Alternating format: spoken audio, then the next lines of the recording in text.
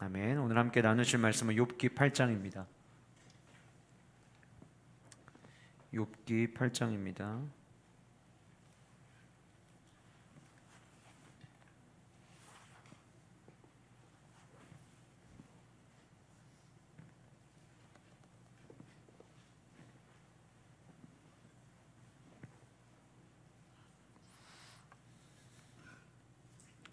욥기 8장 1절에서부터 마지막 절까지 1절에서부터 마지막 절까지 제가 봉독하겠습니다.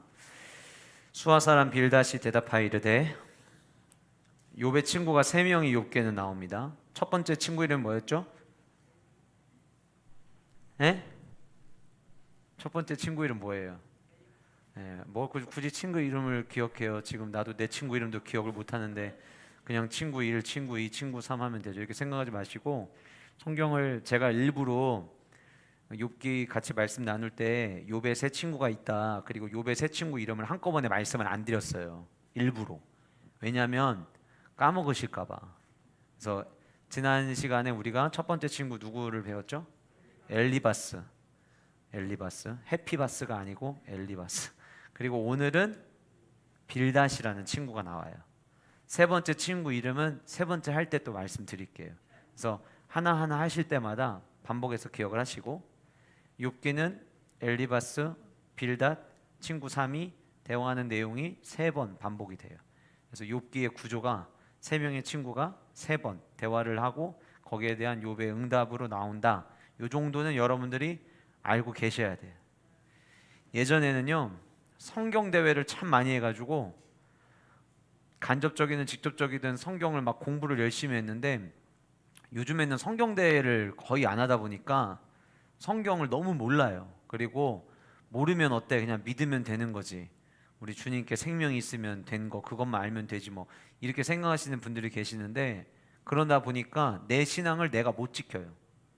성경을 많이 모르잖아요. 내 신앙을 내가 못 지켜요. 여러분 이제 1층에 내려가셔서 웰컴홀 앞에 지나가시는 통로 사무실 앞에 거기에 뭐 이단이 워낙 많은데 그 중에서도 기독교가 지금 가장 주의하고 경계해야 될 6가지 이단들을 앞에다가 큰 옛날 세계지도 있던 그 자리에다가 싹 정리해가지고 붙여놨어요. 시간 나실 때마다 지나가시면서 보세요.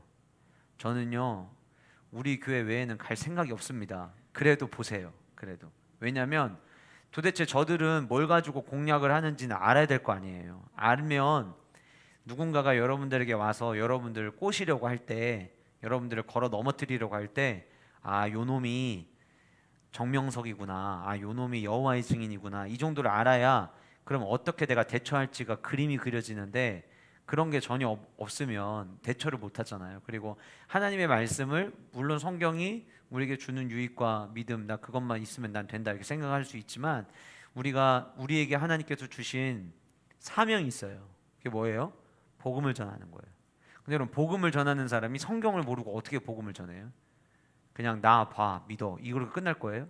물론 예수님께서 와 보라라고 말씀을 하셨지만 그러나 우리는 예수님을 전해야 되고 성경의 스토리를 이야기를 해야 되잖아요. 근데 우리가 만나는 사람들이 다양한 사람들이 있어요. 때로는 욥처럼 고난과 또 고난을 겪는 사람도 만날 수 있단 말이에요.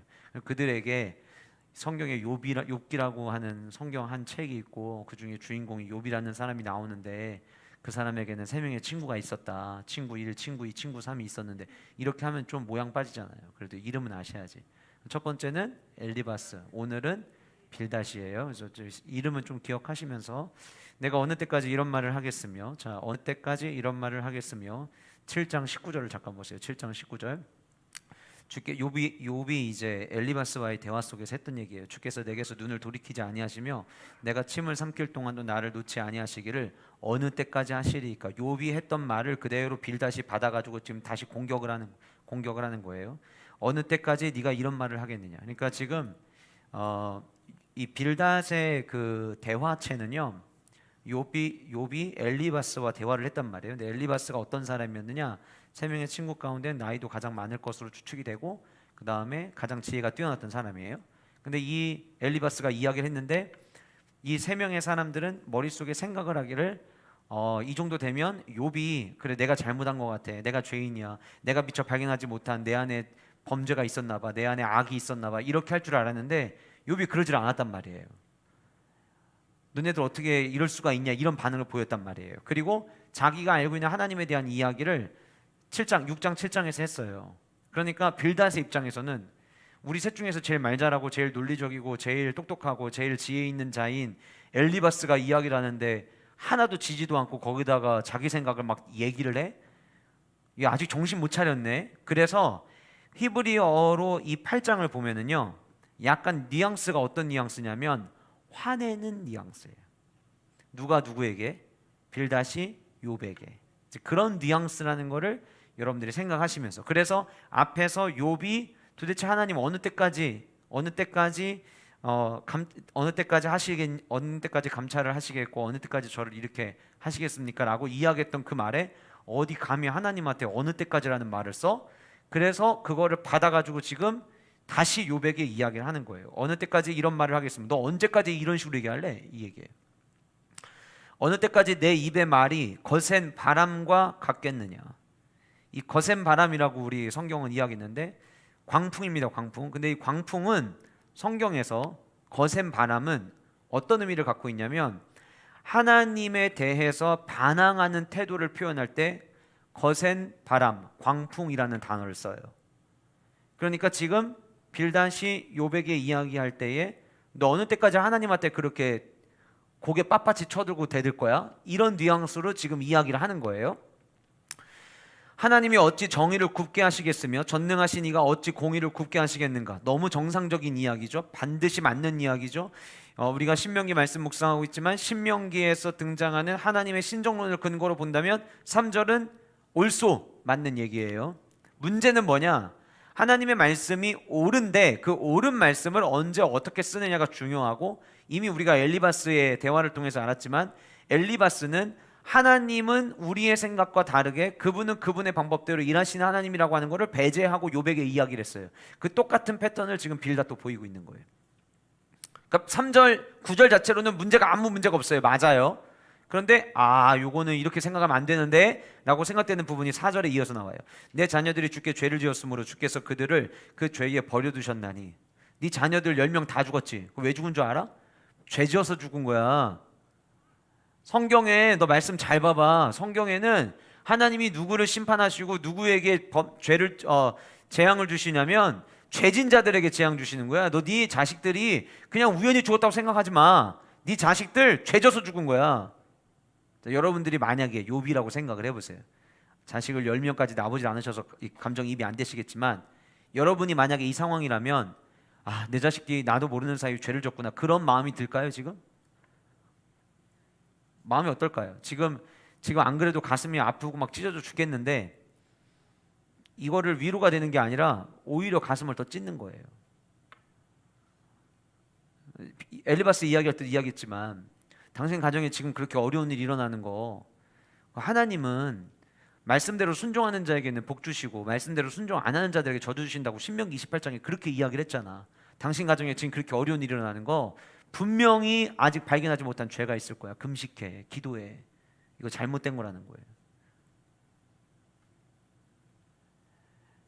성경에서 이야기하는 하나님의 패턴이 맞긴 맞아요. 그러나 그게 항상 공식화할 수 없다는 거죠. 하나님의 계획을 우리는 모르기 때문에. 내가 만일 하나님을 찾으며 5절 전능하신 이에게 간구하고 또 청결하고 정직하면 반드시 너를 돌보시고 내 의로운 처소를 평안하게 하실 것이라. 자식들은 죽었어요. 지금 자식들은 대화의 상대가 아니에요. 자식에 대해서는 죄진 거라고 이야기를 해요. 근데 그 다음에 이어서 욥에 대한 이야기를 하는데 욥에게 뭐라고 이야기하냐면 너 하나님 찾아봐. 하나님 찾으면 하나님이 또 너에게 평안을 주실 줄 아니? 그러면 이 얘기는 욥 너도 네가 지금 이 지경이 된 게 네가 모르는 뭐가 있을 거라는 거예요.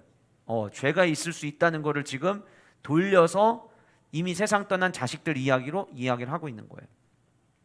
내 시작은 미약하였으나 내 나중은 심히 창대하리라. 너무 잘하는 욥기서에서 가장 대표적인 구절 두 가지를 꼽으라고 하면은 내 시작은 미약하였으나 내 나중은 심히 창대하리라. 그 다음에 욥기 23장 10절 그가 나를 단련하시니 내가 정원같이 나아가리라. 이 두 구절은 아마 신앙생활 조금 하신 분들은 다 알 거예요. 제가 오늘 저녁에는 요 구절이 우리가 잘못 사용하면 안 되는 굉장히 구절이라는 거를 조금 이따 제가 말씀을 드릴게요. 8절 청하건대 너는 옛시대 사람에게 물으며 조상들이 터득한 일을 배울지어다. 우리는 어제부터 있었을 뿐만 아니라 우리는 아는 것이 없으며 세상에 있는 날이 그림자와 같으니라. 그들이 내게 가르쳐 이르지 아니하겠느냐? 그 마음에서 나오는 말을 하지 아니하겠느냐? 왕골이 진펄 아닌 데서 크게 자라겠으며 갈대가 무른 데서 크게 자라겠느냐?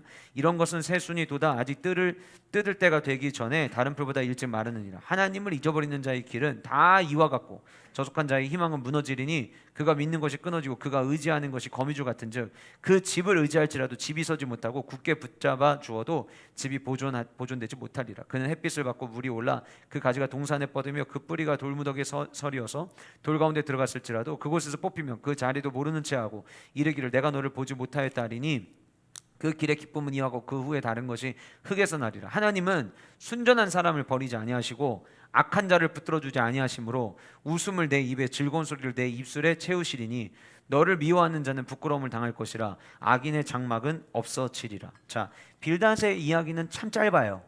엘리바스는 말을 되게 길게 논리 정연하게 했는데 빌닷은 이렇게 읽으면서 느끼셨겠지만 영양가 별로 없어요. 영양가 별로 없고 그냥 화나가지고 앞에서 엘리바스와의 대화에서 욥이 했던 이야기 그냥 받아치는 정도 수준이에요. 여러분 교회 다니시는 분들이 한 번쯤은 집회 때나 부흥회 때 강사분들이 오시면 성경 말씀에 대한 이야기를 하다가 이런 유머를 한 번쯤은 아마 여러분들 다 들어보셨을 거예요. 어떤 성도가 이제 출근을 하면서 오늘 또 하나님의 말씀을 내가 버스에서 묵상하면서 회사를 가야겠다. 그래서 우리가 성경 볼 때 제일 하지 말아야 될 게 이렇게 펴서 읽는 거잖아요. 이거 하지 않아야 되는데 그래도 매일마다 이제 성경책을 가지고 다니면서 차에서 이제 성경을 폈단 말이에요. 근데 제일 먼저 핀 게 오늘 우리가 보고 있는 욥기 7장 15절의 말씀을 폈어요. 7장 15절. 이러므로 내 마음이 뼈를 깎는 고통을 겪으니 차라리 숨이 막히는 것과 죽는 것을 택하리이다. 아침에 소망을 갖고서 성경을 폈는데 차라리 생명을 끊거나 죽는 게 낫겠다. 이런 말씀을 딱 읽은 거예요. 그러니까 이 사람이 너무 겁이 나가지고 성경 확 덮었어요. 내가 잘못 폈구나. 그래 맞아. 성경 피기 전에 기도하고 펴야 되는데 기도를 안 하고 펴가지고 이상한 말씀이 오늘 걸렸나 보다. 다시 기도를 하고 다시 성경을 폈어요. 그랬더니 이제 내가 구약에서 좀 아까 구약을 폈으니까 좀 뒤로 가서 펴야겠다. 손을 잡고 뒤로 딱 폈는데 마태복음 27장 5절을 핀 거예요. 유다가 은을 성소에 던져놓고 물러가서 스스로 목매어 죽은지라. 야 이거 뭔가 잘못됐다. 한참 잘못됐다. 다시 덮어요. 그래서 또 말씀을 또 핍니다. 누가복음 10장 37절을 폈어요. 예수께서 이르시되 가서 너도 이와 같이 하라. 자꾸 죽으란 얘기만 하는 거예요. 그래서 다시 성경을 또 닫고 3-4번을 했는데 그래 한 번 더 번외로 한 번만 더 하자.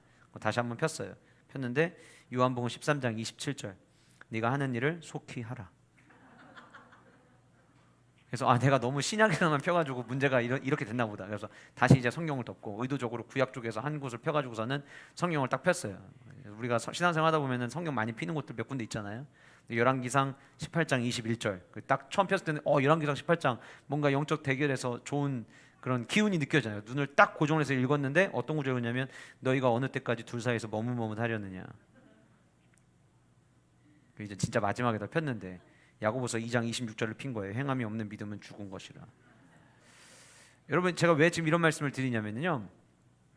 하나님의 말씀을 볼 때 가장 위험한 방법이 구절만 보는 거예요.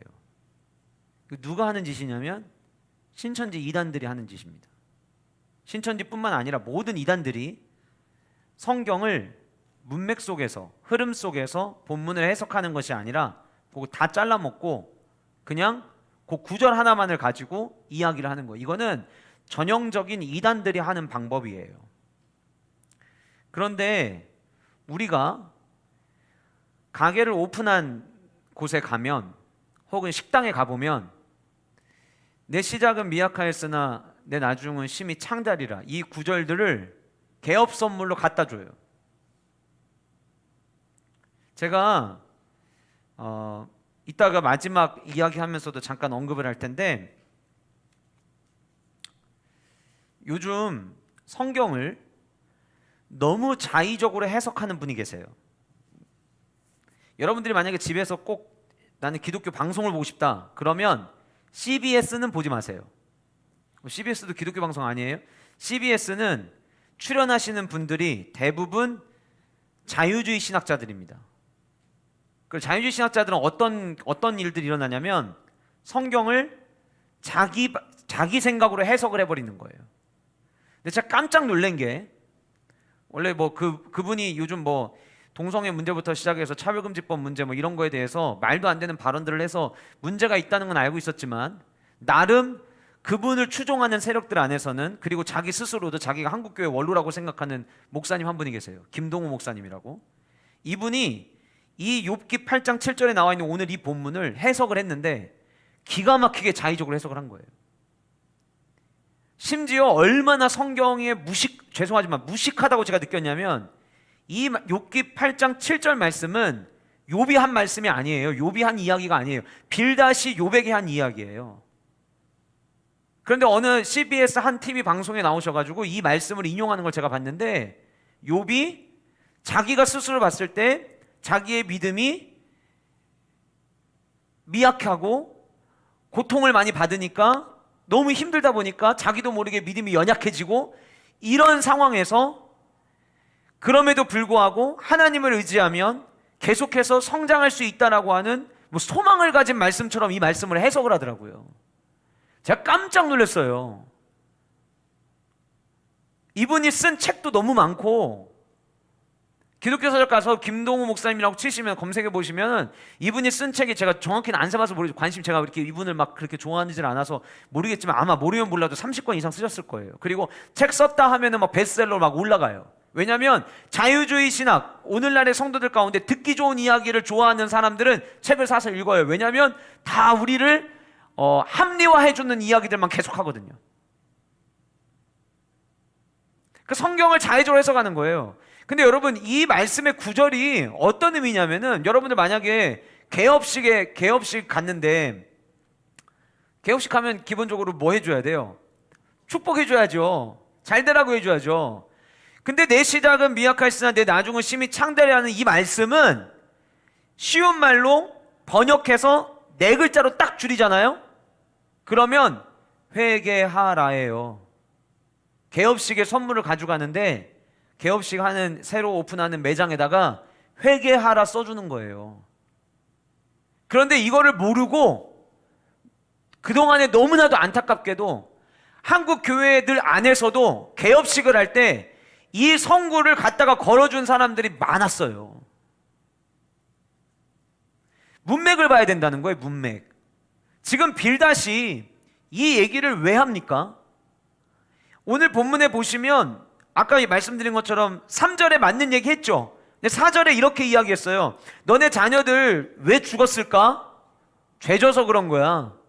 5절에 이야기합니다. 너희가 만약에 하나님을 찾았다면, 네가 만약에 전능한 하나님께 간구했다면 너 지금 이 모양 이 꼴이 됐을까?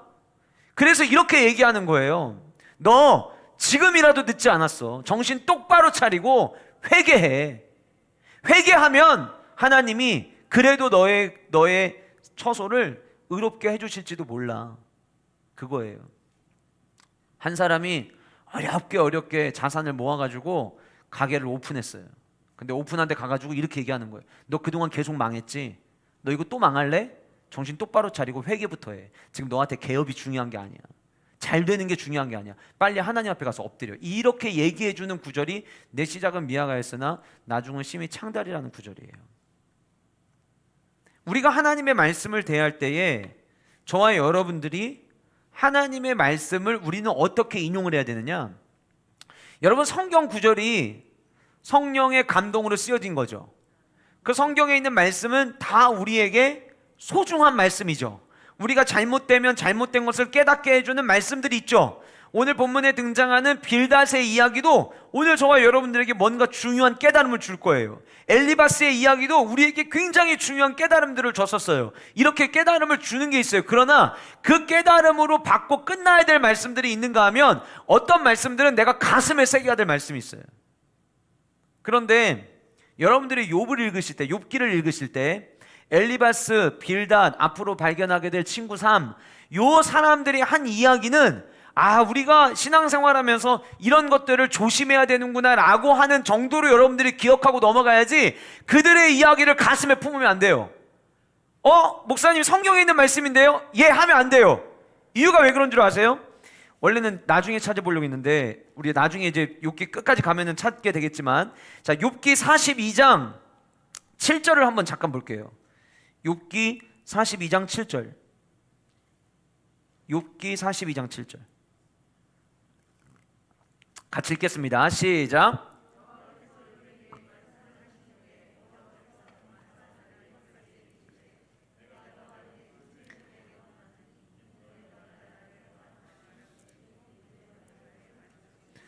자, 성경에 있는 말씀 중에서 우리가 엘리바스와 빌닷과 세 번째 친구가 한 이야기를 가슴에 새기지 않아야 되는 이유가 뭐냐? 하나님이 옳지 않다고 말씀하셨기 때문이에요. 자, 보세요. 본문에 욥에게 여호와께서 욥에게 이 말씀하시는 후에 여호와께서 대만 사람 엘리바스에게 이르시되, 내가 너와, 그럼 너는 누구예요? 엘리바스, 내 두 친구 빌닷과 친구 3, 너희들에 대하여 하나님이 어떻게 하셨대요? 노하셨대요. 근데 왜 노하셨느냐? 이유가 뭐냐? 너희가 나를 가리켜 말한 것이, 너희가 엘리바스 너하고 두 명의 친구가 욥에게 일어난 상황을 가지고, 하나님은 어떤 하나님이야? 하나님은 이런 하나님이시기 때문에 지금 너에게 일어나는 모든 일은 다 잘못된 거야, 네가 죄를 져서 그런 거야, 이렇게 얘기한 모든 것에 대해서 하나님이 너 그거 맞지 않아, 너 틀린 거야, 너 옳은 말 하는 거 아니야, 너 왜 네 맘대로 얘기해, 내가 가지고 있는 내 계획은 왜 무시하고 왜 니들 생각을 이야기해. 그래서 하나님이 그들의 말에 뭐 하셨대요? 노하셨대요. 그러니까 보세요 여러분, 하나님이 화내신 말씀을 가슴에 품어야 될까요? 여러분, 내 시작은 미약하였으나 내 나중은 심히 창대하리라. 겉으로 보기에는 뭔가 개업하고 창업하는 사람들에게는 되게 좋은 말씀이죠. 근데 이 말씀은 하나님이 진노하셨던 말씀 구절 중에 하나인 거예요. 근데 이거를 개업하는 사람들한테 걸어주는 거예요. 하나님의 말씀은 내가 가슴에 새길 때 문맥을 먼저 보고 그 말씀 속에서 나에게 주는, 하나님이 나에게 깨닫게 하시고자 하시는 것이 무엇인지를 우리는 발견해야 돼요. 그래서 오늘 제가 여러분들과 같이 말씀을 나누면서 오늘 말씀의 제목이 뭐였냐면, 알았다면 어땠을까? 알았다면. 빌닷이 알았다면 어땠을까? 제가 이 말씀을 읽으면서 이제 생각했던 게 뭐냐면, 왜 알지도 못하면서 빌닷은 화를 냈을까? 그래서 이 지금 앞에 슬라이드에 써놓은 이 문구가 제가 욥기 8장을 읽으면서 제 안에 들었던 생각이에요. 빌닷을 향해서 알지도 못하면서 왜 화를 내고 그래. 그리고 아마 욥의 입장에서도 그랬을 것 같아요. 욥의 입장에서도. 왜냐하면 엘리바스가 이야기하고 난 다음에 욥이 자기의 상황 속에서 자기가 할 수 있는 이야기를 했는데, 그 이야기를 듣자마자 빌닷이 욥에게 던지는 메시지의 뉘앙스가, 이거는 화내는 뉘앙스거든요.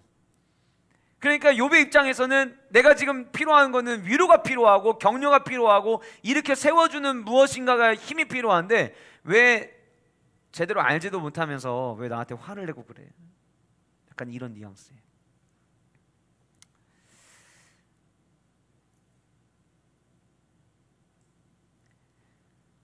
오늘은 설명을 다 해야 되는데 사실 설교를 제가 오늘 좀 일찍 끝낼 거예요. 예. 이유는 우리 교회에는 말씀을 듣는 것만큼 중요한 게 있어요. 주일날 국수를 먹는 건데, 국수를 맛있게 먹기 위해서는 김치가 맛있어야 돼요. 내일 우리 교회 김장하신대요. 아침 7시부터. 그래서 너무 늦게 끝나면 김장하시는 분들이 배가 나셔가지고, 제가 보기엔 오늘 저녁에 많이 안 오신 분들 중에는 내일 김장하시려고 아예 그냥 충전을 위해서 지금 안 오신 우리 여자 성도님들이 지금 보여주셔야 될 분들이 많이 안 보이시는 거 보니까 내일 왠지 김장을 오시려고 그러시는 것 같아요. 그래서 오늘 제가 너무 많이 늦게 끝나진 않겠는데, 근데 준비한 내용을 지금 이렇게 봐서는 짧은 내용은 또 아닐 것 같고, 어쨌든 최선을 다해서 부지런히 한번 나눠보도록 하겠습니다. 빌닷이 욥을 바라보면서 화를 내는 이 상황 속에서, 대화 속에서 제가 생각할 때 빌닷이 알지 못하는 내용들이 있다는 게 저는 느껴졌어요. 그래서 그게 뭐냐? 그리고 이것이 신앙생활을 하는 저와 여러분들에게 우리도 똑같이 이 사실을 모르면 욥기 42장 7절에 하나님께서 말씀하신 것처럼 우리가 이거를 모르고 이야기를 한다면 하나님은 우리의 이야기에 대해서도 노하실 수 있다라는 거예요. 그래서 빌닷은 이거를 몰랐기 때문에 화를 냈지만 오늘 우리는 빌닷의 대화를 통해서 우리가 꼭 알아야 될 것, 우리가 꼭 가슴에 새겨야 될 것이 무엇인지 세 가지를 같이 살펴보고 그리고 기도하는 시간을 갖도록 하겠습니다. 아까 말씀드린 것처럼 8장 3절에 한 이야기는 진리예요. 그리고 우리가 지금 신명기 말씀을 계속해서 읽고 있고 아마 다음 주에 신명기 30장, 31장, 32장까지 갈 수 있을지 모르겠는데 신명기 32장 4절의 말씀을 보시면 신명기 32장 4절에 이런 말씀이 있습니다. 그는 반석이시니 그가 하신 일이 완전하고 그의 모든 길이 정의롭고 진실하시고 거짓이 없으신 하나님이시니 공의로우시고 바르시도다. 그러니까 빌닷이 욥에게 이야기한 거는 그냥 자기 생각을 이야기한 게 아니에요. 성경적 근거를 가지고 이야기를 한 거예요. 그런데 3절 이후에 빌닷이 실수를 범하면서 욥에게 거친 말들을 하게 된단 말이에요. 왜 그런 모습들이 등장을 하느냐? 첫 번째는 빌닷은 희생제사가 뭔지 알지도 못하면서 화를 냈어요. 여러분, 욥이 어려운 일을 당하고 이제 욥이 완전히 빈털터리가 됐어요. 그런데도 흩어져 있던 친구 3명이 욥을 찾아왔어요. 7일 동안 이미 우리가 살펴본 대로 같이 아무 말 하지 않고 눈물 흘려줬던 친구들이에요. 자, 그러면 질문 하나 해볼까요? 이 친구들은 욥의 가정에서 그동안 있었던 일에 대해서 잘 아는 친구들일까요? 아니면 일절 모르는 친구들일까요? 네, 잘 아는 친구들이겠죠. 지금 이 빌닷이 욥의 가슴 아픈 부위를 건드렸는데 뭘로 건드렸냐면 자녀들 이야기로 건드렸어요. 근데 자녀들 이야기를 하면서 무슨 얘기를 꺼냈냐면 내 자녀들이 주께 죄를 지었으므로, 지금 이 얘기를 합니다. 빌닷이 이 얘기를 성령의 계시에 의해서 한 게 아닐 거라고 저는 생각을 해요. 만약 그랬다면 하나님이 빌닷이 한 말씀 이야기한 것 때문에 노하지 않으셨겠죠.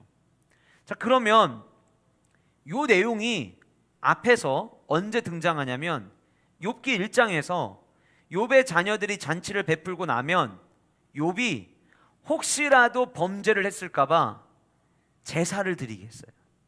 그게 뭐냐면 희생제사예요.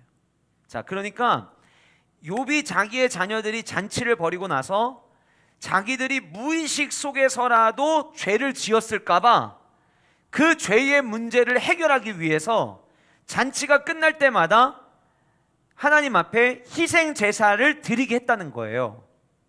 자, 그러면 만약에 성경에서는 7명의 아들 7이라는 완전수와 3명의 딸, 성경에서 3이라는 숫자와 7이라는 숫자는 완전수라고 제가 말씀을 드렸는데 아들을 가리키는 7이라는 완전수와 딸을 가리키는 3이라는 숫자가 더해서 또 하나의 완전수인 10을 의도적으로 1장에서 이야기를 했어요. 이 얘기는 하나님께서 욥의 이러한 삶을 보시고 무엇을 주신 거냐면 복을 주신 거예요. 자, 그러니까 욥이 자녀를 하나를 낳고 둘을 낳고 성장해 가면서 이 아이들이 어릴 때부터 다른 거는 모르겠지만 너희들이 하나님 앞에서 범죄하는 것만큼은 절대 용납할 수 없다, 이 생각을 가지고 자녀들 양육을 시켰어요. 그랬더니 하나님께서 아들 한 명에서 끝나지 않고 둘을 주시고 셋을 주시고 그러더니 7을 주셨고 딸까지 3명을 주셔서 가장 완벽한 이상적인 가정을 이루도록 하나님이 복을 주신 거예요. 그러면 이 과정에서 오는 동안 한꺼번에 열쌍둥이를 낳은 게 아니라 계속해서 낳고 낳아서 10명의 자녀를 낳았다고 하면 연년생으로 낳아도 10년이고 만약에 2년 터울로 낳았으면 20년, 중간에 터울이 더 길었으면 더 길어졌을지도 몰라요.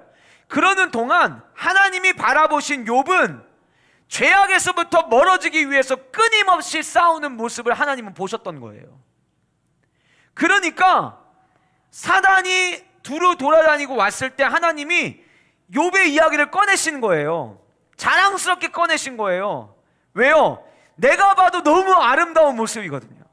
하나님이 보시기에도 야, 어쩜 이렇게 한 나를 경외하고 내 앞에서 범죄하지 않기 위해서 이렇게 애를 쓰지? 혹여 모를 자식들이 죄를 지을까봐 그 죄에 대해서 희생제사. 여러분, 하나님이 제일 싫어하시는 게 있어요. 뭐냐면 립서비스랑 보이기 위해서 하는 행동을 하나님은 정말 싫어하십니다.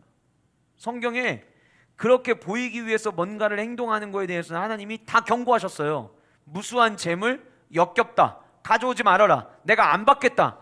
여러분, 하나님이 그렇게 말씀하신 하나님이라면, 하나님은 어떤 하나님이시냐에 대한 여러 가지 수식어를 붙이시지만 그 중에 가장 대표적인 하나님이, 한번 따라 보실까요? 신실하신 하나님. 여러분, 신실하시다는 게 뭐예요? 어떨 때는 이렇게 하시고 어떨 때는 이렇게 하시고 어떨 때는 저렇게 하시는 분이에요? 아니에요. 어떤 상황에나 하나님의 관점, 하나님의 생각, 하나님의 마음은 변함이 없어요. 그 변함이 없으신 하나님이라면, 만약에 욥이 그냥 단순히 하나님이 어디선가 보고 계실 거야 라는 생각을 가지고 그래도 뭔가 이쁜 짓 하는 게 안 하는 것보다 낫겠지, 그래서 하나님의 마음을 기쁘시게 해드리려고 잔치 끝나자마자 야, 회개하는 척해, 제사 드려, 빨리, 야, 뭐 번제물 갖고 와, 재물 갖고 와, 죽여, 빨리 니들 앞에서 엎드려, 이렇게 했을까요? 만약 그랬다면 하나님이 10명의 자식들을 주시지도 않으셨을 거예요. 사탄에게 욥 거의 의로운 사람, 동방에 가장 의로운 사람이 있다, 이 얘기도 안 꺼내셨을 거예요. 하나님이 이렇게 얘기를 꺼낼 때에는 다른 사람은 모르겠지만 욥은 한 번의 제사를 드리더라도, 한 번의 예배를 드리더라도 하나님 앞에 이 예배의 성격과 이 예배를 통해서 하나님이 이루실, 하나님께서 우리에게 주실 은혜를 믿고 예배를 드렸다는 거예요. 문제는 뭐냐? 빌닷은 이런 희생 제사를 하나님 앞에 드려본 적이 없는 거예요.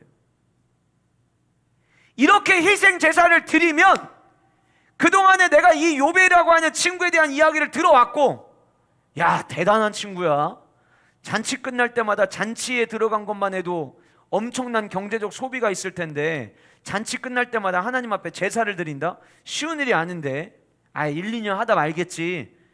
들려오는 소문이 이번에도 잔치했는데 또 희생제사를 드렸대요. 모이고 나면 희생제사 드리고 모이고 나면 희생제사를 드리는 이야기를 분명히 빌닷은 들었을 거예요. 그러니까 모든 사람들이 다 떠났음에도 불구하고 3명의 친구가 찾아올 때 찾아온 그 한 사람이었겠죠. 그런데 빌닷은 진짜 하나님 앞에 드리는 이 희생 제사가, 난방기 좀 앞에만 좀 꺼주세요. 여러분 많이 추우세요? 괜찮으시면 다 꺼도 돼요? 제가 지금 목이 너무 갈라져가지고. 다 꺼주세요. 그냥 또 너무 따뜻하면 또 잘 수 있으니까. 빌닷의 입장에서는요, 이렇게 희생제사를 드렸던 이 가정, 그때그때마다 혹시라도 지었던 죄가 있다 할지라도 이 온전한 희생제사를 통해서 하나님은 이들을 용서해 주시고 이들을 일으켜 세우시고 이들에게 복 주시는 하나님이라고 하는 것을 지금 빌닷은 잊고 있는 거예요. 모르는 거예요. 구약에선 희생제사예요. 우리 오늘날의 시대로 들으면 우린 이걸 가리켜서 뭐라고 이야기하냐면 예배라고 이야기를 해요. 예배를 드릴 때 하나님이 주신 은혜가 뭔지를 모르면서 말은 할 수 있는 말을 참 많이 해요.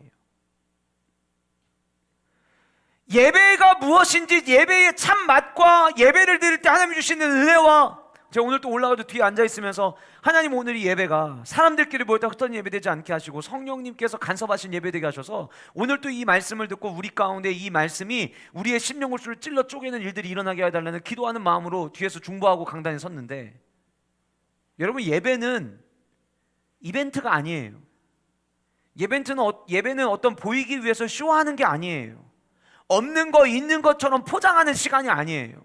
하나님이라고 하는 분 안 계신데 마치 진짜 있는 것처럼, 하나님이라는 분이 살아계시지 않는데 마치 진짜 살아있는 것처럼 설교자가 말을 막 잘하고 여러분들이 듣다 보면 하다면 오늘 또 속았네, 이렇게 하는 시간이 아니에요. 눈에 보이지 않지만 하나님은 예배를 통해 역사하시고 눈에 보이지 않지만 하나님은 예배를 통해서 우리에게 가르치실 걸 가르치시고, 눈에 보이진 않지만 하나님은 예배를 통해서 우리를 일으켜 세우시고, 눈에 보이진 않지만 하나님은 예배를 통해서 저와 여러분들이 계속해서 변화된 삶을 살아가도록 인도하시는 그 하나님이세요. 그런데 이렇게 얘기하는 사람들이 있어요. 신앙생활 하지 말라는 게 아니라 예배에 그렇게 모든 예배마다 나가서 예배 드릴 시간이면 조금 더 너와의 주어진 일에 최선을 다해서 그걸로 하나님께 영광을 돌려, 이렇게 이야기하는 분들이 있어요.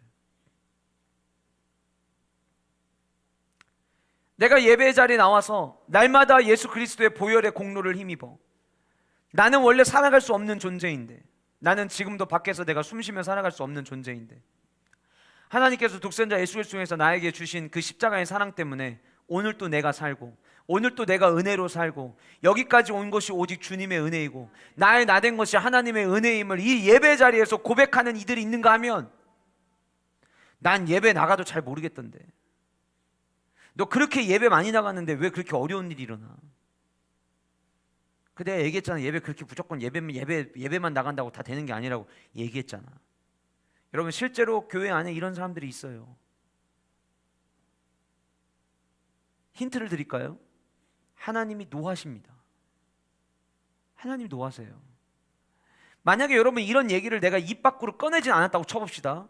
근데 혹시라도 우리 안에 이런 생각이 있다면 하나님은 그 생각에 노하십니다. 예배는 살아계신 하나님께 영으로 나아가는 게 예배예요. 몸뚱아리 육으로 나아가는 게 예배가 아니라 영으로 나아가는 게 예배예요.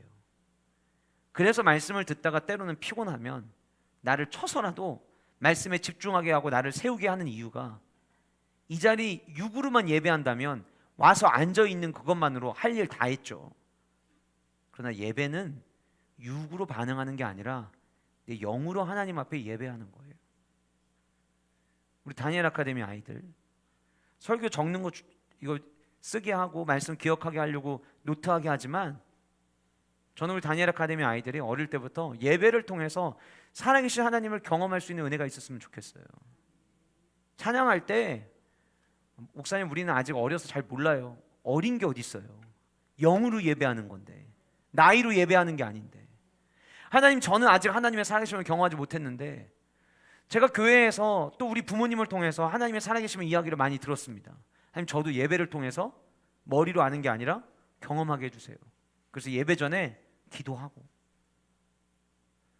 다니엘 아카데미니까 그냥 예배 시간 되면 와서 앉아있는 것이 아닌 진짜 그 하나님을 만날 수 있다는 그 설레임 마음으로 주님 앞에 예배하러 나오는 거예요. 여러분, 빌닷은요, 욥이 어떤 삶을 살아왔고 그동안 어떤 과정들이 있었고 그의 자녀들, 이 자녀들 이야기를 이렇게 꺼냈는데 그 이야기가 죄를 지었다라는 이야기를 딱 꺼낸 걸 제가 들으면서 알고 있구나. 욥이 그동안 자녀들을 어떻게 양육시켰는지 알고 있구나. 그러지 않고는 이 말을 첫 번째 꺼내는 말에다가 쓸 수가 없어요. 욥과의 대화에서 앞으로 빌닷과의 대화가 두 번 더 나오는데 그때 얘기한 게 아니에요. 지금 욥과의 대화에 가장 먼저 마치 이런 거죠. 자기 말할 차례가 되면은 내가 요거부터 얘기해야지. 그게 자기 자식 얘기였어요. 욥의 자식들 얘기 문제였어요. 하나님이 그냥 죽이셨을 걸 생각하니? 아니야. 네 자녀들이 죄진 거야. 자녀들이 죄를 지었으므로가 성립이 되려면요, 그동안의 욥과 그의 가정 자녀들이 하나님 앞에 드린 희생 제사가 가짜가 돼야 돼요.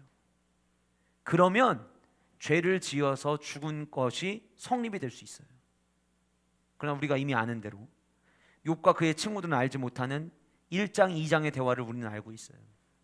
하나님이 사탄에게 내가 욥에게 복을 줬더니 이것이 지가 잘나서 이런 줄 안다? 너 가서 좀 치고 와라 이러셨나요? 아니에요. 의로운 사람이 있다. 가서 봐라. 이런 사람이 있다는 거 가서 봐라. 그리고 욥에 대해서 뭐라고 말씀하셨어요? 건드리지 말아라. 건들겠다고 이야기했더니 그러면 생명 건들지 말아라. 지금부터 그 생명은 내가 붙잡고 있는다.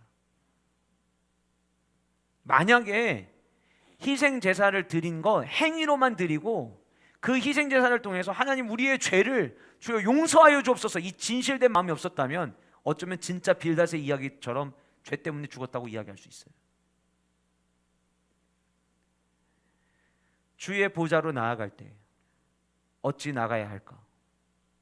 여러분, 주님 앞에 나오는 게 왜 나오는 거예요?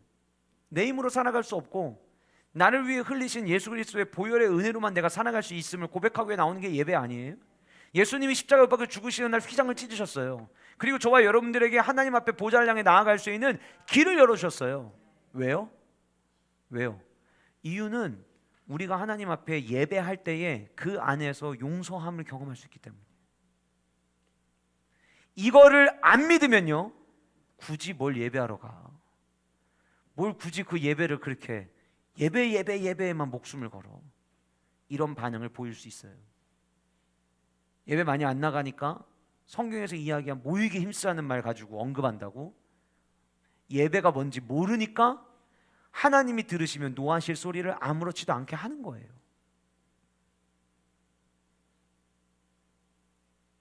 여러분은 우리 교회가 어떤 교회 되기를 원하세요?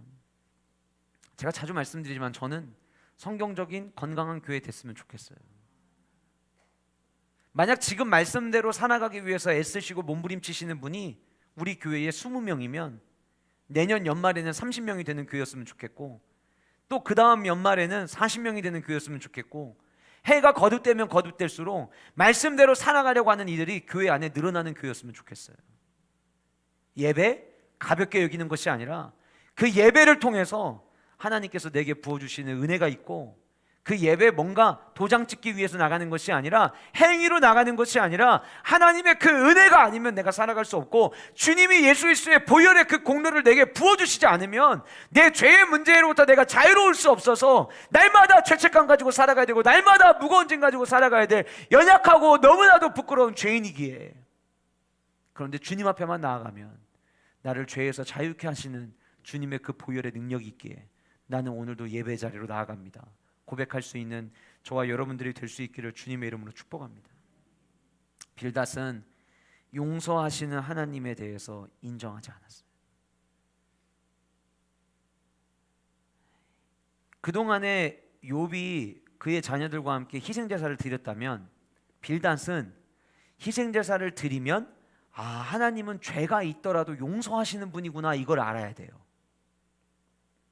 그런데 빌닷은 희생제사를 드려도 그렇다고 해서 죄가 리셋될 일은 없어 라고 생각하고 있는 거예요.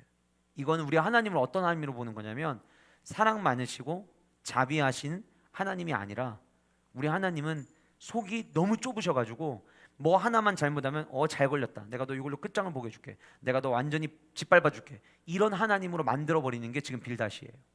3절에서는 뭔가 하나님에 대해서 정확하게 아는 것처럼 이야기하지만 3절에서 지금 빌닷이 이야기하고 있는 하나님은 용서가 없으신 하나님이에요.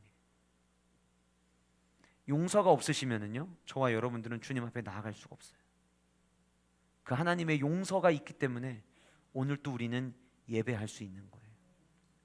여러분, 주님 앞에 나와서 기도하면 여러분들 어떠세요? 저는 하나님 앞에 기도할 때, 주님, 제가 잘하는 것도 없는데, 제가 잘난 것도 없는데 주님은 왜 이렇게 사랑하시는 거예요? 지난주에 우리 하이파이 친구들 예배할 때도 제가 기타 치고 찬양하면서 같이 기도하면서 말씀 나누고 했는데,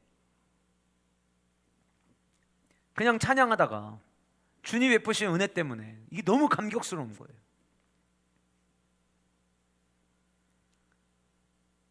주의 사랑이 나의 목마름을 덮게 하시고 나를 채우시는 그 하나님의 사랑, 내가 늘 하나님 앞에 바르지 못했음에도 불구하고 또 용서하시고 또 용서하셔서 일으켜 세우시는 그 하나님.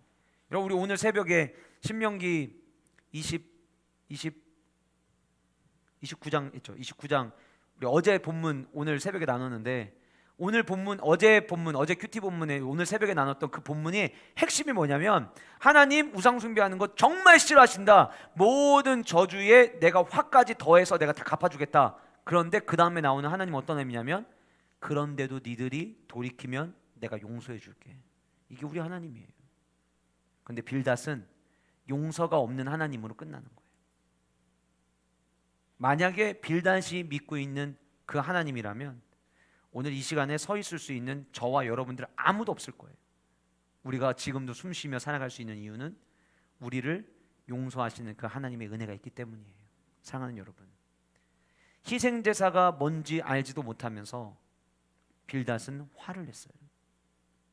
저와 여러분들이 예배가 우리에게 주는 유익이 얼마나 위대한지 알지도 못해서 화내거나 하나님을 분노하게 하는 자들이 아닌, 예배의 깊이를 경험하고 주께 예배함이 기쁨됩니다를 고백할 수 있는 은혜가 저와 여러분들 안에 있기를 간절히 소원합니다. 우리 다카 아이들의 입술에서 목사님, 저 예배 드리는 시간이 너무 행복해요. 예배 드리는 시간이 너무 기뻐요. 그렇게 고백하는 날이 우리 아이들에게 오기를 원하고, 여러분들이 예배를 드리러 올라오실 때마다, 성전을 향해 오실 때마다 우리의 발걸음이 늘 가볍고 하나님을 만날 수 있다는 그 설레임, 오늘 또 내게 주님의 은혜를 부어주시겠구나 하는 그 기대감 때문에 주님 앞에 나오는 저와 여러분이 될 수 있기를 주님의 이름으로 축복합니다.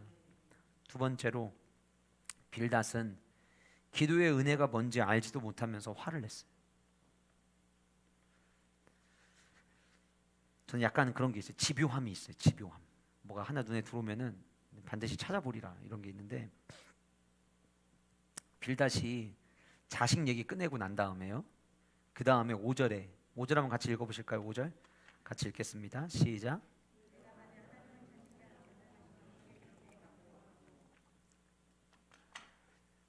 하나님을 찾으면 전능하신 이에게 간구하고, 뭔가 이런 얘기를 꺼내서 빌닷은 뭔가 기도에 대해서 뭐 그래도 한 단계 욥보다 올라와 있는 사람인가 보다.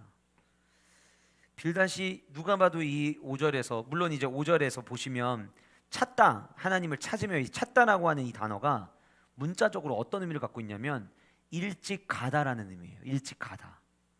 그러면 여러분, 이 일찍 가다라는 이 이제 단어가 성경에서는 새벽이라는 의미로 쓰이기도 하고, 그리고 욥기 이 똑같은 의미가 욥기 1장 5절 보세요. 욥기 1장 5절에 보시면 그 자녀들이 하나님 앞에 제사 드릴 때 그들이 차례대로 잔치를 끝내면 욥이 그들을 불러다가 성결하게 하되 아침에 일어나서, 요게 이거예요.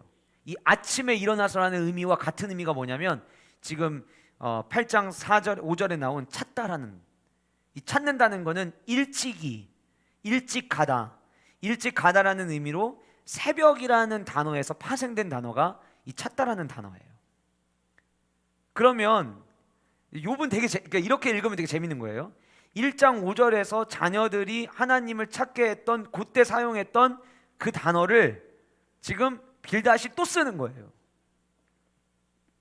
아까 말씀드린 것처럼 욥의 자녀들이 잔치를 끝낼 때마다 문제를 해결하기 위해서 희생제사 드렸다는 것도 알고 있었던 거고, 지금 모든 게 이렇게 퍼즐이, 조각이 하나씩 맞춰져 가는 거예요. 그래서 이야기를 합니다. 이 일찍 가다, 새벽, 찾다, 요 안에는 뭔가 빨리 이루고 싶은 간절함, 긴급함 모습들도 내포하고 있어요. 그래서 이거는 빨리 해결해야 될 문제야. 그러니까 욥이 자기 자녀들의 죄의 문제를 이건 빨리 해결해야 돼, 이건 뒤로 지체하면 안 돼 라고 하는 의미로 쓴 거예요. 그런데 지금 8장 5절에서는 야, 그렇게 네가 하나님을 찾아봐, 지금 얘기하는 거예요. 혹시라도 우리 자녀들이 죄를 졌을까봐 막 서둘러서 하나님 앞에 희생제사 드리도 그 모습으로 하나님을 찾아봐. 자, 그러면은요, 빌닷이 이 조언을 하려면 뒤에 이런 말이 나와야 설득력이 있어요. 예를 들면 이런 거예요. 기도를 내가 해보고 매일 아침마다 말씀 묵상을 하고 매일마다 하나님을 내가 의식하며 살아가려고 열심히 노력을 하는 사람이 어떤 누군가에게 조언을 할 때 이 조언에 힘을 실을 수 있는 방법은 내가 해본 얘기를 해주면 돼요. 내가 해본 얘기. 욥, 자네 지금 너무 힘든 거 알아. 나도 살다 보면 당신만 이렇게 힘든 시간이 있는 게 아니라 누구나 살다 보면 이런 어려운 때가 있어. 나도 예전에 이런 일이 있었다네. 그런데 그때 하나님이 나에게 하나님을 찾으면, 하나님 앞에 나아가 하나님을 구하면 주시는 은혜가 뭔지를 나에게 경험하게 하셨어. 내가 그래서 오늘 자네에게도 내게 주셨던 그 은혜의 방법을 가르쳐주고 싶어. 자네도 하나님을 찾고 전능하신 그 하나님에게 간구해봐. 그럼 하나님이 자네를 만져주실 거야. 이러면 이제 이 대화가 설득력 있는 대화예요. 근데 앞으로 이제 우리가 빌닷 2번 더 볼 건데, 빌닷의 대화 가운데 빌닷이 기도해봤거나 기도에 대해서 관심이 있거나 기도의 근처라도 갔던 흔적이 단 한 군데도 찾아지지가 않아요. 심지어 제가 이 말씀을 보면서 이랬으면 어땠을까라고 생각했던 게 뭐였냐면, 우리 다음 주, 그 다음 주에 중보기도 사역하죠. 내가 자네를 위해서 내가 기도하겠네. 나도 사실 하나님을 찾아본 적이 없지만 우리 같이 한번 하나님을 찾아보세요. 자네가 기도할 힘이 없으면 내가 먼저 자네를 위해서 기도하겠네. 이랬으면 그나마 스토리가 괜찮았을 거예요. 제일 무서운 게 뭐냐면 본인은 해보지도 않은 거를 남에게 하라고 하는 거예요. 여러분, 제가 제자 훈련하는 친구들하고 사역 훈련하는 친구들한테 큐티 강조 굉장히 많이 합니다. 제가 만약에 큐티를 안 하고 제가 만약에 말씀 묵상을 안 하면서 너네 큐티 습관돼야 돼 이렇게 이야기한다면 저는 나쁜 놈이에요. 그리고 그 큐티를 했을 때 주어지는 은혜에 대해서는 제가 이야기할 수 있는 게 없을 거예요. 새벽 예배 마치고 나면 지금은 이제 우리 사역자들이랑 같이 운동을 하는데, 운동 갔다가 와서 아이 등교시키고 그리고 하는 게 큐티예요. 운동 시작하기 전에는 새벽 예배 끝나자마자 바로 내려가서 큐티를 먼저 했어요. 근데 뭐 이런 걸 들으시면서 운동보다 큐티가 먼저 아닌가요? 또 이렇게 또 하실 필요는 없어요. 왜냐하면 일과 시간에 운동을 갈 수는 없잖아요. 일과 시간에 갑자기 출근하자마자 체육복 갈아입고 운동을 갈 수는 없잖아요. 근데 그 아침 시간은 우리 개인들에게 주어진 시간이니까 그 시간을 활용을 해서 운동을 하는 거니까 뭐 그거 가지고 얘기를 하시면 제가 죄인이에요, 그거는. 근데 말씀 묵상을 하고 하루를 시작을 하면 하루 동안 묵상했던 말씀이 계속 남는 거예요. 그리고 그 말씀을 그 다음날 새벽에 또 전하니까 저는 그 말씀이 거의 24시간 동안 제 삶 가운데 머무는 거예요. 이거를 경험을 해보면 말씀과 더불어 살아가는 것이 얼마나 중요한지를 제가 느끼는 거예요. 그러니까 이야기하는 거예요. 새벽에 함께 말씀 나누고 기도하면, 기도할 때 하나님이 아이디어를 주시고, 기도할 때 하나님께서 어떤 말씀을 성도님들과 나누기를 원하시는지를 가르쳐 주시고, 그날마다 내가 해야 될 일들의 리스트를, 스케줄 관리를 제가 하는 게 아니라 하나님께서 오늘 뭐 해야 되는지를 가르쳐 주세요. 기도하는 자리에서. 사역의 계획들을 세울 때 그냥 책상에 앉아서 계획을 세우는 것과 강단에 엎드려서 하나님 앞에, 하나님 지금 우리에게 필요한 게 무엇입니까? 내년이 우리 교회 40주년인데 하나님 40주년 우리 교회가 해야 될 일이 무엇입니까? 그렇게 하나님 앞에 엎드릴 때 하나님께서 가르쳐 주시는 게 있는 거예요. 그래서 사역자들에게 이야기하는 거예요. 기도해야 된다고. 기도하지 않으면 사역자라고 하는 권위에만 놀아날 수 있다. 기도해야 된다. 기도하지 않으면 뭘 해도 은혜가 흐르지를 않아요. 그래서 기도하자고 이야기하는 거예요. 근데 지금 빌닷은요, 기도해보지도 않고 기도할 줄도 모르는 사람이 기도하라고 이야기하는 거예요. 수학 문제를 전혀 풀지 못하는 한 사람이 애들한테 수학 열심히 하라고 이야기하는 거랑 똑같은 거예요. 여러분, 우리가 놓치지 말아야 될 게 있어요. 그게 무엇이냐면, 성도는 죽는 그 순간까지 기도의 은혜를 놓쳐서는 안 돼요. 기도하면 하나님이 우리에게 은혜 주시고, 말은 맞는 말을 했어요, 빌닷이. 말은. 그런데 하나님이 분노하셨대잖아요. 왜 하나님 분노하셨을까요? 우리 하나님이 싫어하는 게 그거거든요. 안 하면서 말만 떠드는 거. 자기는 맹인의 삶을 살아가면서 마치 많이 보고 있는 것처럼 이야기하는 거 우리 하나님은 싫어하시거든요. 자기는 말씀대로 안 살아가면서 말씀대로 살아가라고 이야기하는 거 하나님은 싫어하시거든요. 왜 예수님 시대에 있었던 그 수많은 종교인들 하나님이 싫어하셨습니까? 겉으로 보면 말 그대로 종교인들이에요. 가장 뛰어난 종교인들이에요. 그런데 하나님 싫어하세요. 왜요? 자기들은 그렇게 안 살아가면서 마치 말씀대로 살아가는 척하니까. 5절 말씀이 문제가 있는 게 아니에요. 어디에다 누가 뭐 휴대폰을 놓은 건가요? 자꾸 앞에 강대상에서 진동이 오는데, 말씀이 여러분 문제가 있는 게 아니라 지금 5절 말씀은 맞는 말씀이에요. 마치 3절 말씀이 아무 문제가 없듯이 5절도 아무 문제가 없어요. 그런데 만약에 기도의 은혜를 알았다면, 이 기도의 은혜를 알았다면 먼저 내가 너를 위해 기도해 줄게 라는 말이 먼저 나오거나, 우리 이 시간에 우리 같이 기도하자. 나는 지금 왜 당신의 너의 삶 가운데 이런 일이 일어나는지 나 잘 모르겠어. 근데 하나님은 분명히 뭔가 계획이 있으실 거야. 우리가 이렇게 이야기하는 것보다 차라리 하나님께 그 뜻을 구하고 하나님께 그 이유를 좀 알려달라고 이야기하고, 혹 알려주시지 않다면 그 기도를 통해서 하나님이 우리에게 주시는 세상이 줄 수 없는 위로와 평안을 우리 같이 경험해 보자. 그런데 그런 이야기를 하지 않고 도리어 화를 냈어요. 왜요? 기도의 은혜가 뭔지를 모르니까. 교회를 다니면서 기도의 맛을 알지 못하는 사람만큼 불쌍한 사람이 없다고 저는 생각해요. 기도할 때마다 하나님이 주시는 은혜, 기도할 때마다 경험하는 하나님이 나를 얼마나 사랑하신지를 느끼는 그 아버지의 마음, 기도할 때마다 나는 내 길을 하나도 보이지가 않아서 두렵고 떨리는 마음으로 가고 있는데 하나님께서는 뒤에서 묵묵히 응원해 주시고 용기 주시고 할 수 있다고 말씀하시고 내가 너와 함께 한다고 이야기하시는 그 하나님 마음 언제 느끼실 거예요? 기도할 때 느끼는 거예요. 기도의 자리에서. 그런데 지금은 한국교회 갈수록 성도들의 숫자가 줄어드는과 동시에 교회마다 기도자들이 줄어들고 있어요.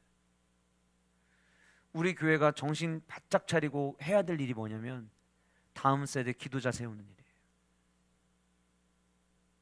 비전파이 안에 기도할 수 있는 애들이 몇 명이나 있을까? 드림파이 안에 기도할 수 있는 애들이 몇 명이나 있을까?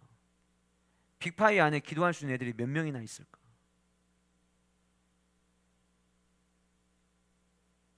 어쩌면 미니파이 애들은 그나마 너무 어리고 너무 순수해서 가르치는 대로 해가지고 기도는 그래도 하는 것 같아요. 제가 보기엔. 그러면 이 아이들을 앞으로 계속해서 기도하는 세대로 어떻게 키울 것인가?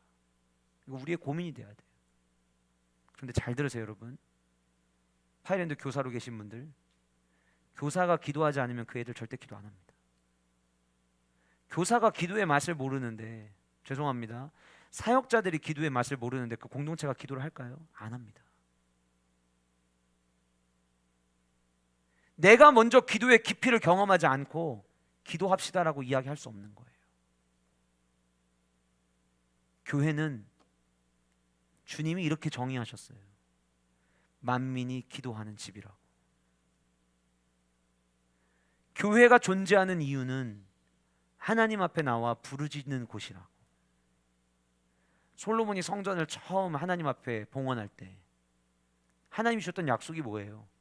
네가 이 성전에 와서 나를 구하고 나를 찾으면, 내 얼굴을 구하고 나를 찾으면, 이게 무슨 얘기예요?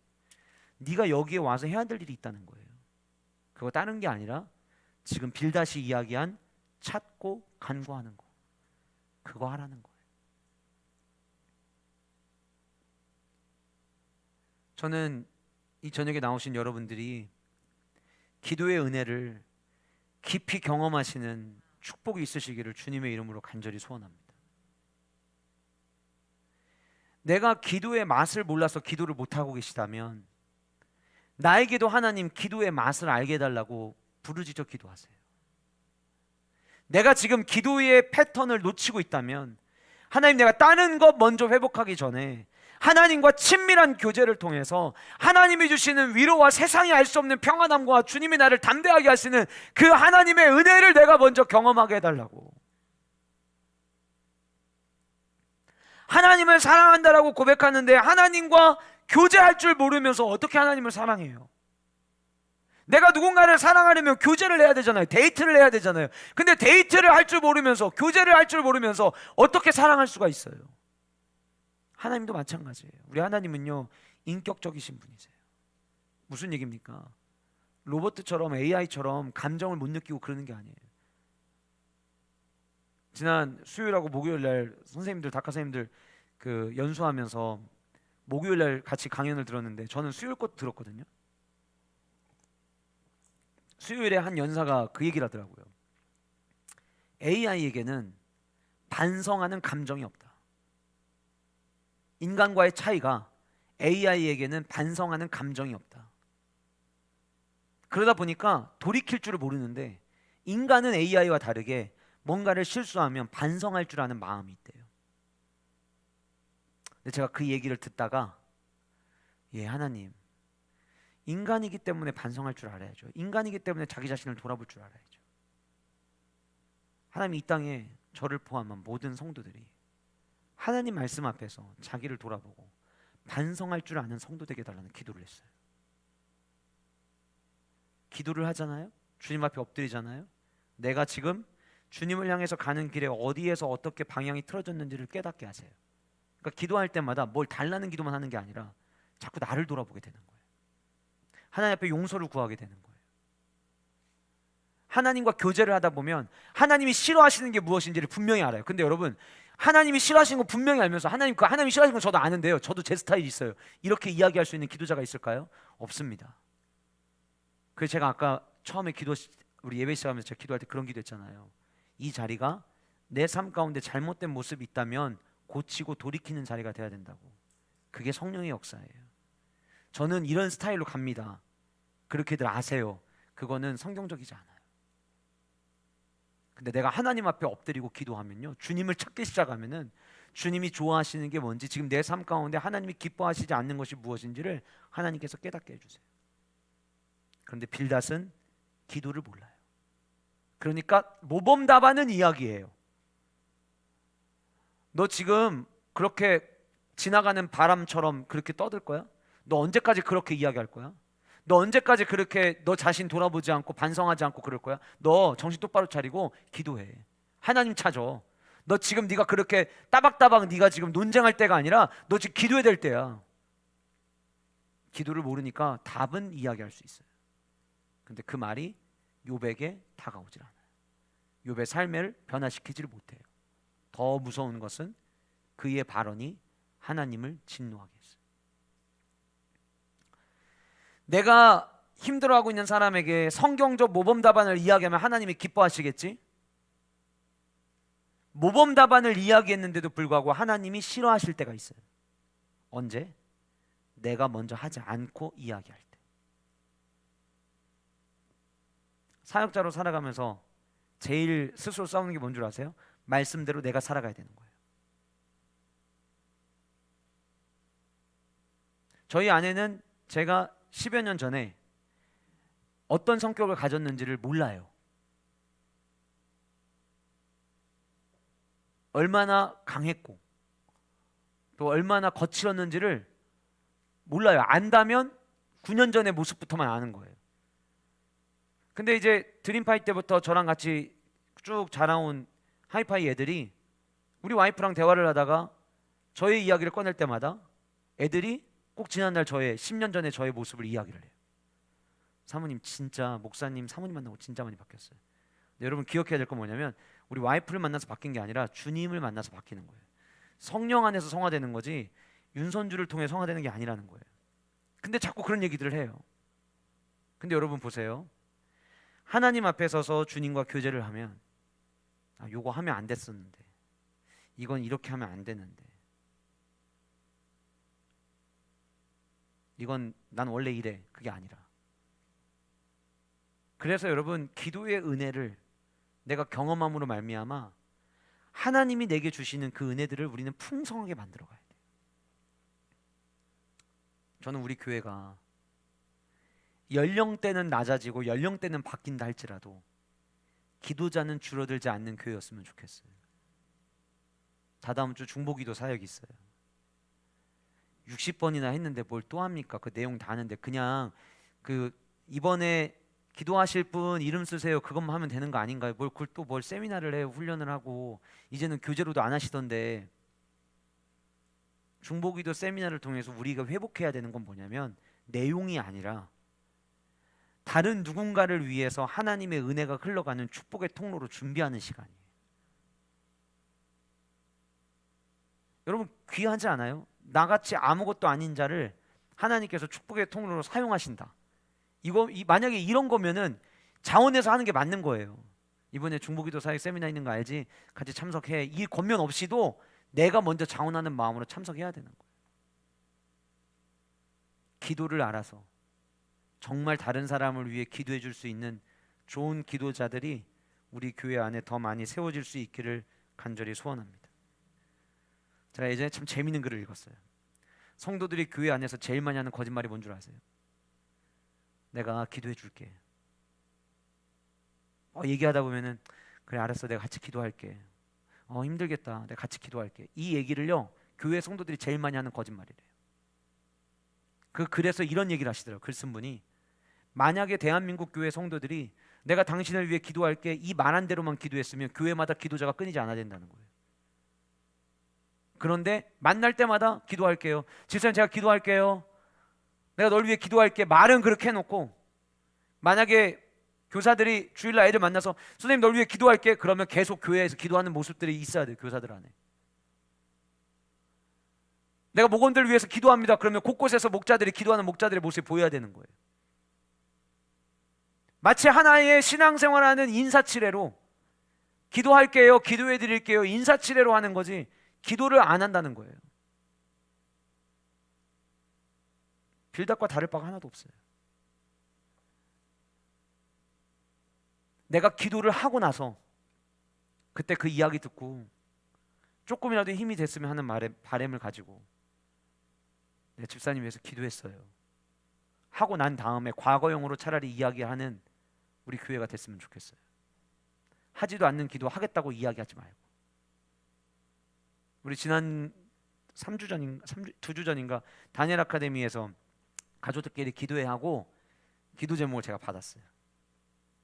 그 가정마다 적어놓은 기도 제목, 어떤 기도 제목은 공개하지 않았으면 하는 기도 제목, 또 어떤 기도 제목은 같이 나누고 기도했으면 하는 기도 제목들을 가정마다 주셔가지고 새해마다 기도할 때마다 그 가정들을 위해서 기도해요. 제 책임이니까. 기도를 안 할 거였으면 종이를 받지 말았어야 되는데 기도 같이 하겠다고 했으니까 기도하는 거예요. 가끔 상담을 요청해서 애들이 오잖아요. 그러면 그 아이들을 위해서는 분명 그 다음날 새벽에 기도하게 돼 있어요. 사랑하는 여러분, 입술로만 기도의 중요성을 이야기하는 게 아니라 진짜 기도하는 자들이 되는 저와 여러분이 될 수 있기를 주님의 이름으로 축복합니다. 기도의 내용을 정리하는 것보다 중요한 것은 기도하는 것입니다. 기도의 제목 리스트 만드는 것보다 중요한 것은 기도하는 거예요. 배우자를 위해서 기도 리스트 100가지 만드는 거 중요한 게 아니에요. 기도하는 게 중요한 거예요.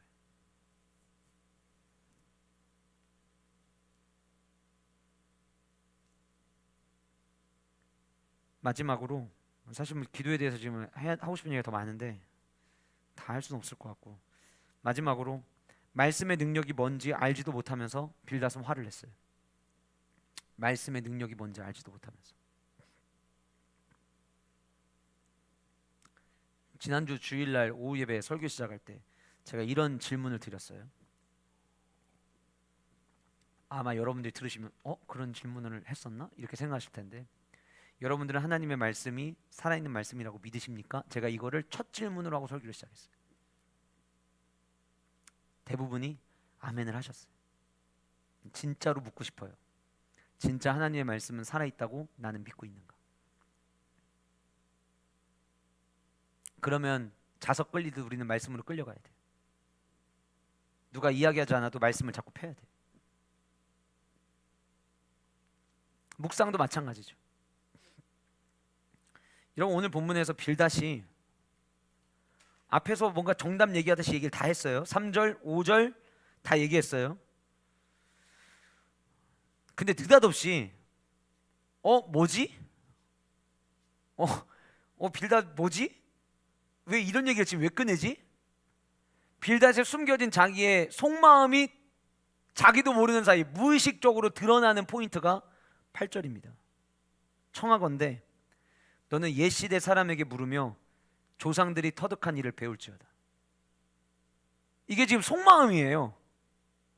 속마음인데 생각지도 않게 자기 생각이 나와버린 거예요. 지금 뭐 하고 있냐면 하나님이 그동안의 백성들에게 주셨던 말씀을 3절과 5절에 인용을 해서 얘기는 했지만 진짜 빌닷이 중요하게 생각하는 건 뭐냐면 내려져 선조들로부터 조상대대로 내려오는 전통이에요. 그거를 지금 더 중요하게 여기는 거예요. 말씀의 능력이 아니라. 여러분, 오늘날에 이런 일들이 얼마나 많이 일어나는지 몰라요. 문제가 생겨요? 말씀의 능력이 뭔지 알면 우린 말씀으로 돌아가요. 말씀에서 해답을 찾으려고 해야 돼요. 근데 문제가 생기잖아요? 그럼 일단 네이버에게 먼저 물어봐요. 검색을 해요.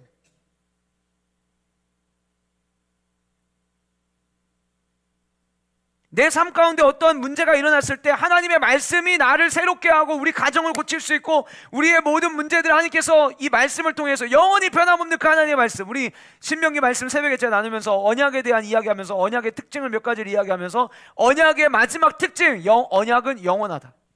언약의 영원성에 대한 이야기를 했죠. 이 얘기가 뭡니까? 하나님의 말씀의 능력은 시대가 바뀌어도 똑같다는 거예요. 그게 말씀의 능력이에요.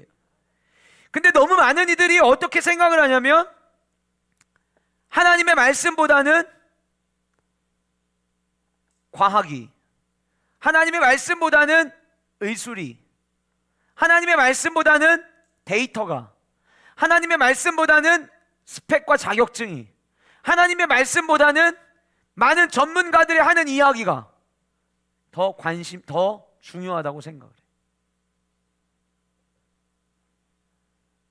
이번에 이제 교사 그 강연을 들으면서 이분들이 어마어마한 강사들이거든요.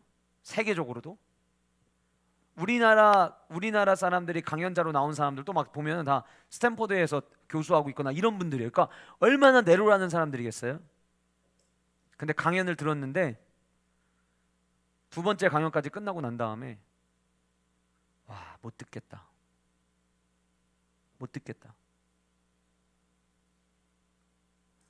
지금 AI와 경쟁해서 살아남는 아이들을 만들어야 되고 교육을 세워야 된다고 이야기하는 사람들이요, 이 출발을 어디서 출발하냐면 진화론적 생각에서 출발하고 인간이 누릴 수 있는 성적인 쾌락에서부터 출발하는. 저는 강연 중간에 섹스가 우리의 창의력을 발달시킨다는 이런 말을 막 대놓고 하는 거 보자 너무 충격을 받았어요. 너무 질이 떨어지는 거예요. 이 사람들이 이렇게 좋은 대학교의 교수라는 게 믿겨지지 않을 만큼, 아, 이게 세상의 교육이구나. 문제는 뭡니까? 수많은 크리스천들도 그래도 그 사람이 어디 학교 출신이고, 그래도 그 사람이 얼마나 똑똑하고, 그래도 그 사람이 얼마나 잘 나가고, 그 사람 이름 석자에 담겨져 있는 네임 밸류가 있으면 성경보다도 그들의 이야기를 더 귀담아 듣는다는 거예요. 정답은 다 얘기를 했어요. 빌닷이 틀린 말 한 거 아니에요. 정답은 이야기를 했지만 그의 속마음은 하나님의 말씀의 능력이 얼마나 위대한지를 이야기하는 게 아니라 그의 말씀의 속마음은 조상들로부터 전해져 내려오는 전통을 더 중요시 여기는 거예요.